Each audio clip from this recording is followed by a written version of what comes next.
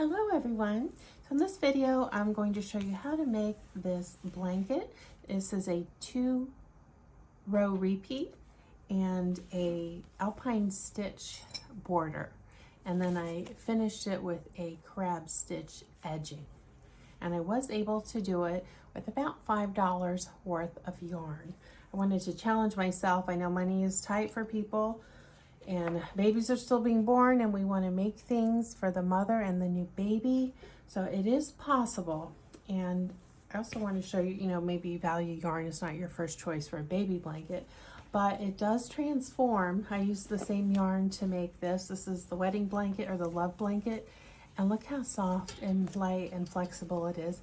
By giving it a treatment with liquid fabric softener in the sink. It is not washed first with detergent. It is just soaked in the sink with some water and some liquid fabric softener that will release some of the residue of the dye that's on the acrylic and soften the acrylic fibers and make it feel more expensive than it actually is.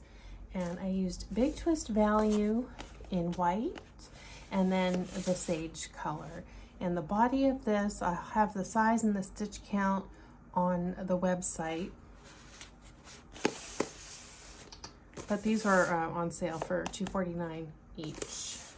All right, so let's get started. I'm going to show you how to do the stitches. So because of the stitch that I'm using in here, the special stitch, you've got to go up 2mm full 2mm hook sizes. So this, look at your yarn. This calls for 5mm. I'm using a 7.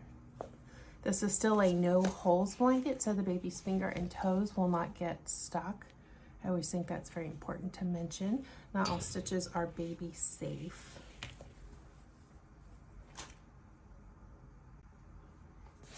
Okay, so let's get started with the green, and I'll just work up a small swatch. So you're going to chain however many you would like. I have a blanket size guide in the post on the website. So chain your length, and then you'll work enough repeats to make your width. You can do any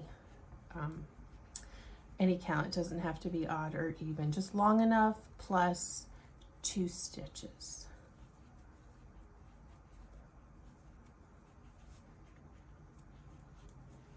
Okay, just a couple more. All right, so from here, going to yarn over, and then in the 3rd stitch from the hook, I'm going to work half double crochet across.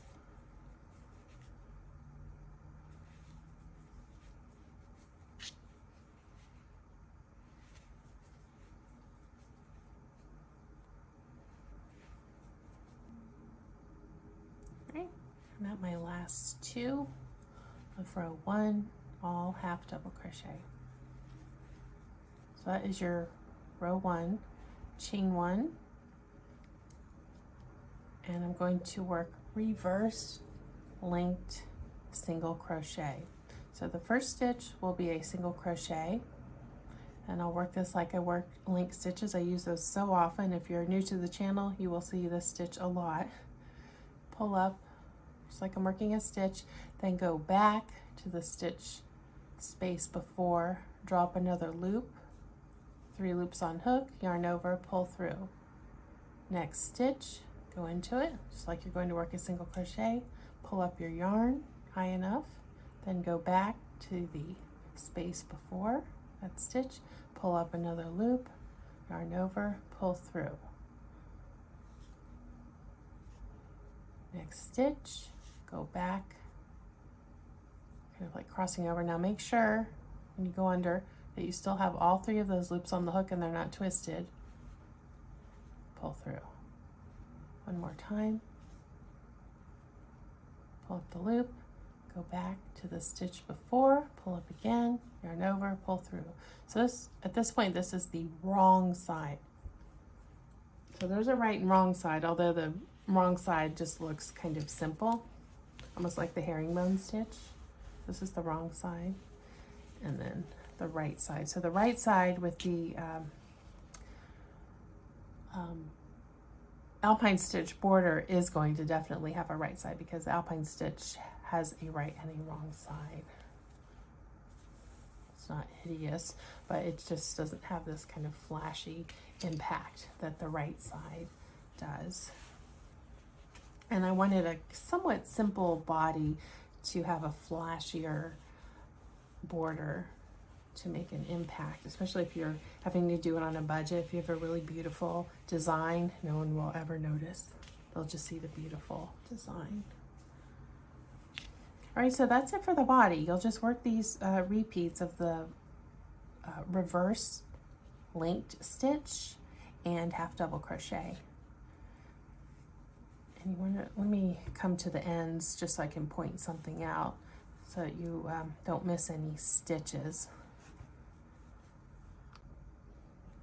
Now you'll just be doing chain 1 turns even for the half double crochet row. That's what I've done. And I want to show you when I come to the end of this half double crochet row that's working over the reverse linked crochet stitch, that you get the very last stitch at the end of this row, because it's going to look a little more squat than the rest of these stitches you're working across the row.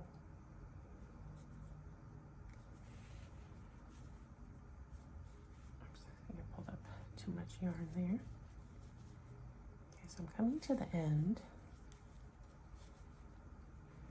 All right, so it looks like maybe to the eye I only have this stitch left, but I don't. I also have this one, but that will bring it up even. The linked rows always, if you don't mix them with other stitches, they look fine, but when you're mixing them with other stitches, they can look off balance. So by working into that last small stitch, you see it's perfectly aligned. Everything's even. Just chain 1. Here's the front side. You can kind of see the texture there a little bit, almost like a spine. Almost a rib look, but not quite. Turn, and then again I begin my single crochet, and then I work the reverse linked stitch. Pull up, go into the stitch prior, drop the other loop, make sure I have all 3 on hook, yarn over, pull through.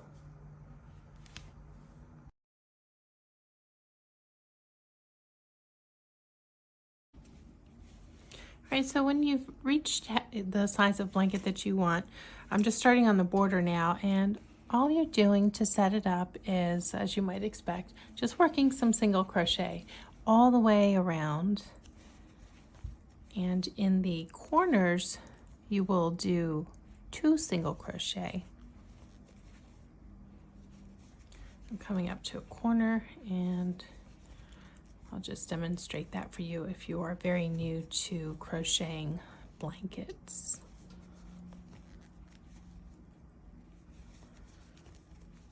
And you saw in the image in the thumbnail, this is a kind of a dramatic border. I wanted that. I wanted kind of the simple texture, but a, you know, a distinct texture to the body, and then a really flashy border. And I'm using white because I want it to look kind of like billowing out of a cloud.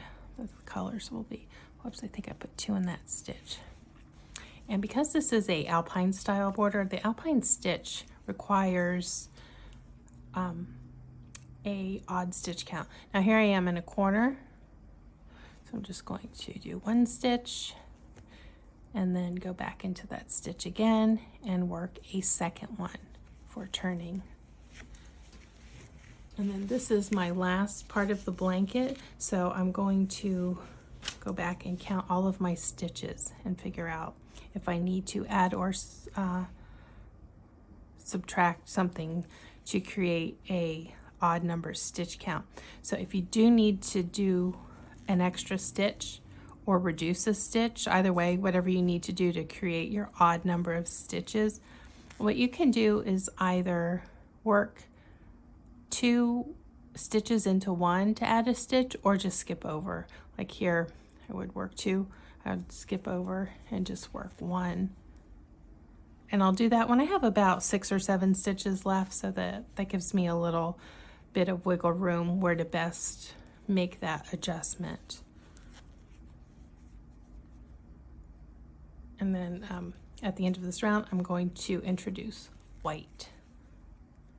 You can do this all in one color if you like.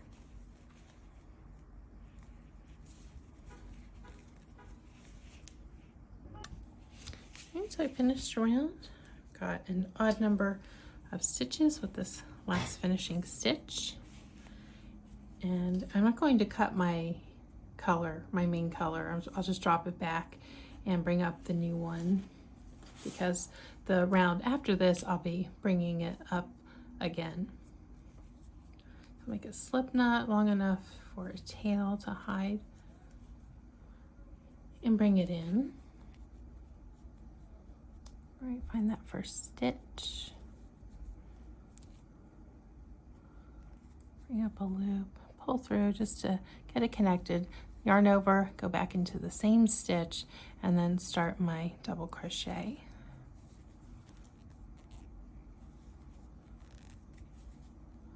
So I'm going to be working double crochet all the way around.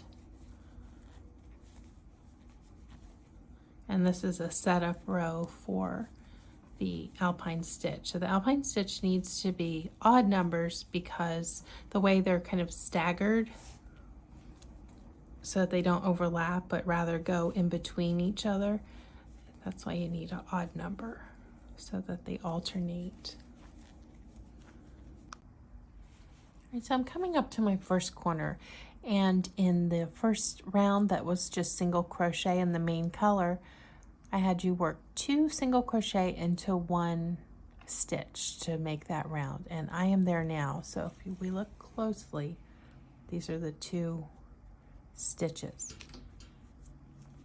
So what I'm going to do, work a double crochet into that first one, and then before going into the next one, I will chain 2 and then go into the next stitch. So this will be adding a total of 8 stitches to the entire round, but you will still have an odd number of stitches at the end. So I'll just keep doing that to all of my corners, and then when I get to the last corner, I'll come back and show you how to handle finishing this round.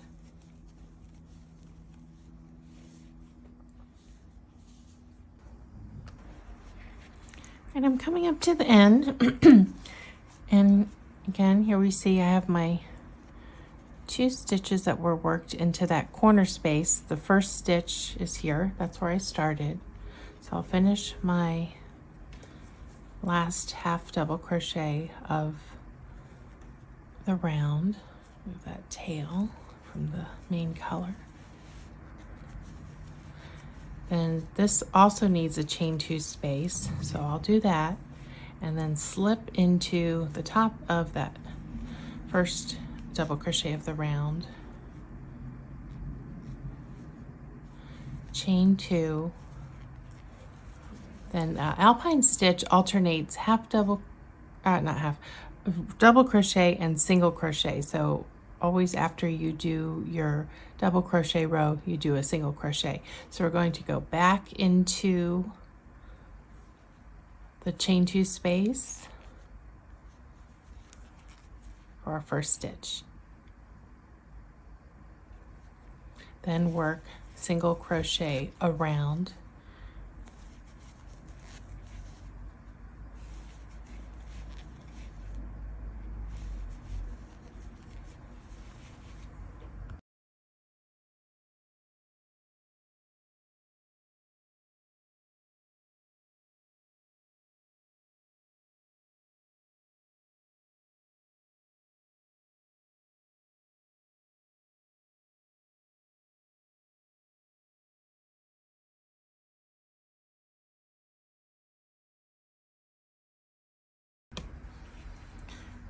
Alright, so I finished my single crochet round, and I finished it just like I did the round before, where I did a chain 2 before connecting it with a slip stitch to the first single crochet of the round. So now I'm going to drop back the accent color and then bring up the main color. And do a chain 3, 1, 2, 3. We tighten up that first stitch there, and then work a double crochet into that chain 2 space. Oops. And then 2 double crochet into my first 2 stitches. So I'm going to find where that top of that first one is. That's the chain 2 space, so it's here. 1 and 2. And then find the 3rd double crochet down here and work a front post double crochet into that one. So there's my first 2 to go with these 2 up here. And this will just help it to stagger when we come around with the accent color the next time. And then a double crochet, so I'll skip the one here because I worked the post, and then go into the top of this single crochet, work a double crochet. Skip the next post, then work front post double crochet here. Look back. Okay, skip this one because I worked the stitch into the post, go into the next stitch.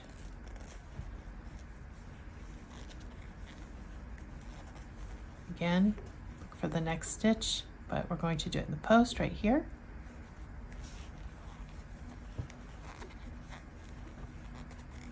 Then look back, skip this stitch, and work the double crochet into the next. Okay, and you just keep alternating like that.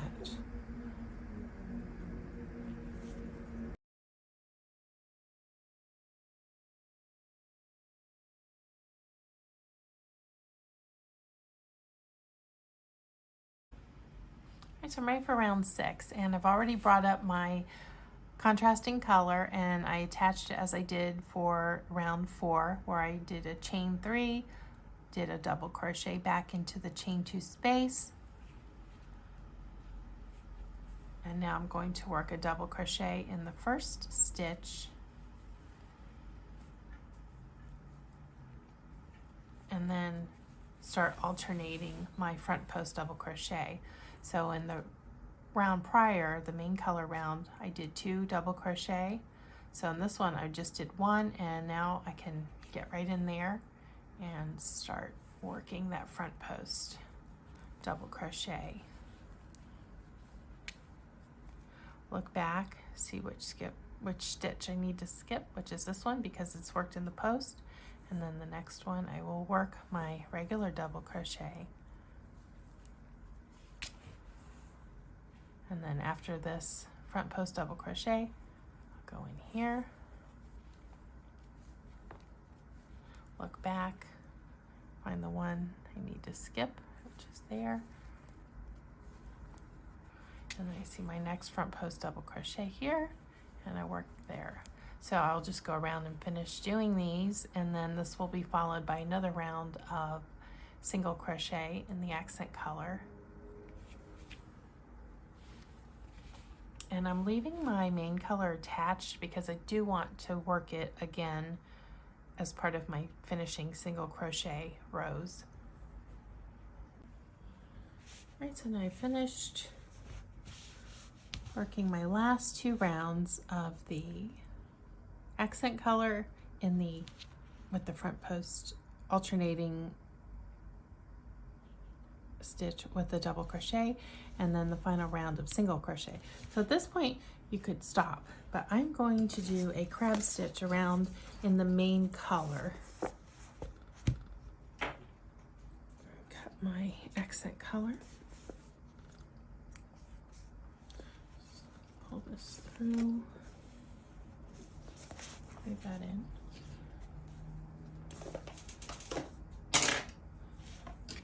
And then I will bring up my main color again.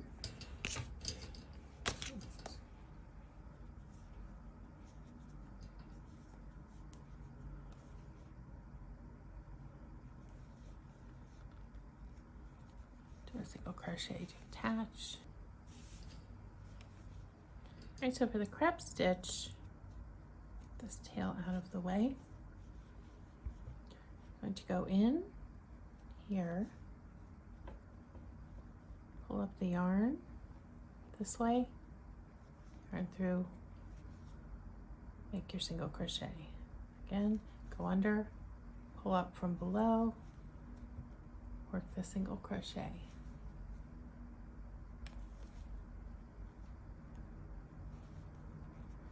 Now this, when you put this on, this is a final stitch because you cannot work into it after this is done, because this does not create a stitch. It creates kind of a rope wrapped look.